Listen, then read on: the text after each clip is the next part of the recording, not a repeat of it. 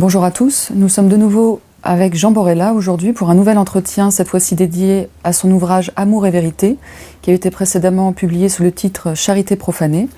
L'objectif de cet ouvrage, c'est de montrer justement l'illusion d'amour, non pas dans ses objets, mais dans son essence même. Et c'est ce que nous allons aujourd'hui aborder, donc avec Jean Borella, pourquoi on peut parler d'illusion d'amour. Et nous nous baserons donc sur quelques développements que vous trouverez dans Amour et vérité, la voie chrétienne de la charité. Jean Borella, bonjour. Bonjour Sandy. Alors tout d'abord, j'aimerais vous demander pourquoi avoir écrit cet ouvrage, Charité profanée, et qui est devenu Amour et vérité. Oui, c'est le premier livre que j'ai écrit, et le projet de l'écrire a été suscité par la crise de l'Église catholique. À l'époque, c'est-à-dire vers 1965, c'est lié un peu au Concile, évidemment, au Concile Vatican II.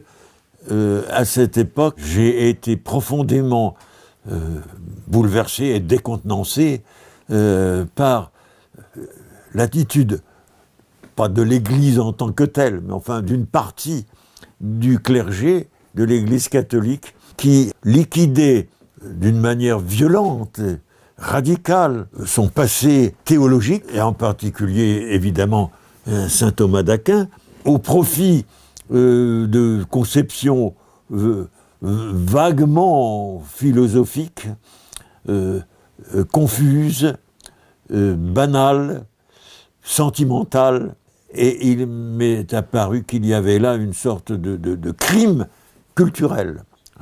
Je trouve que, étant donné que j'étais professeur de philosophie et que j'avais été formé à l'école du respect des textes, d'abord, n'est-ce pas, religieux, si j'ose dire, le respect religieux des textes, que j'avais été soumis à la discipline d'une philosophie aristotélicienne, kantienne, spinoziste, enfin, etc. Il faut apprendre tout ça quand même, c'est extrêmement précis, ce sont des systèmes conceptuels qui donnent au moins le sentiment du travail intellectuel et qui savent ce qu'ils disent et qui ne se contentent pas d'effusions sentimentales.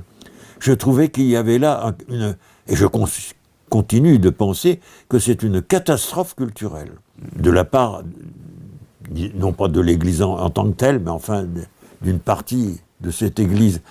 Et aussi d'ailleurs de la part du pape Jean XXIII, qui a été canonisé, un peu à mon étonnement, et qui voulait promouvoir un aggiornamento. C'était le terme qui était de mise, qui désignait la nature générale de ce que voulait faire le Concile et d'une manière générale l'Église. Or, j'ai été frappé par une parole de saint Paul, qui dit « Ne vous conformez pas au siècle présent, renouvelez-vous dans votre intellect, dans un esprit nouveau. » Or, l'intellect, là-dedans, n'était pas du tout renouvelé. L'aggiornamento me paraissait contraire, directement contraire, n'est-ce pas, au principe paulinien.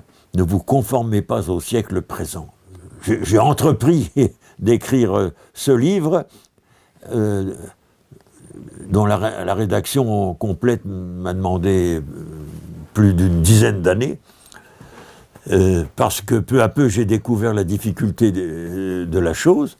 J'étais parti sur une dénonciation, si vous voulez, du sentimentalisme lié à la notion de charité. La charité, c'est l'essentiel, c'est ce qui domine, ça répond à toutes les questions, c'est le mot d'ordre fondamental du chrétien véritable.